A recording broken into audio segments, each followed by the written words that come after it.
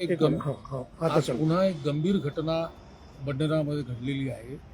आपल्याला आठवत असेल की एक काही दिवसांपूर्वी बडनेरा येथे ऋषी खापेकर नावाच्या तरुणाची एक 8-9 मुस्लिम कुटुंबातील महिलांनी, मुलांनी आणि घरातल्या माणसांनी येऊन निघरून हत्या केली होती आणि त्या प्रकरणाचा कंटिन्यू त्याची हत्या केली होती आणि त्या आरोपींना अटक करण्यात आली होती. आता हा माझ्यासोबत जो इथे उभा आहे हे अतिशय गरीब दाम्पत्य आहे. आशिष देशमुख हे बिचारे चणे फुटाणे विकून आपलं पोट भरतात. यांना त्या कुटुंबातल्या सलमान शाह नावाच्या एका माणसाने काल व्हिडिओ काढून आई बहिणीवर अत्यंत गलिच्छ शिव्या देऊन, धर्मावर शिव्या देऊन यांना जीवे मारण्याची धमकी ही सोशल मीडियावरून दिलेली आहे.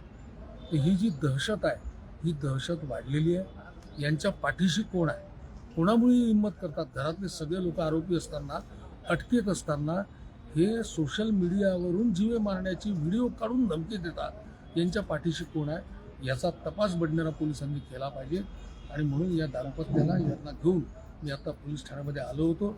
यांची तक्रार दाखल केली आहे. माझी बडनेरा पोलिसांकडे माझी मागणी आहे की आज संध्याकाळपर्यंत या आरोपीला अटक झाली पाहिजे, याला दंडुके मारले पाहिजे.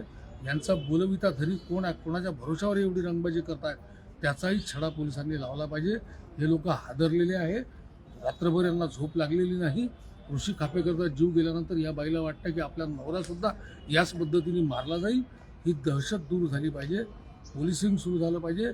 आणि बडनेरा पोलिसांना मी विनंती केली आहे, मागणी केलेली आहे की आज संध्याकाळपर्यंत त्याची अटक करा. त्याचा बोलविता धनी कोण आहे, कोणाच्या भरोशावर हा हिंमत करतो आहे बोलण्याची, याचा सुद्धा तपास बडनेरा पोलिसांनी केला पाहिजे.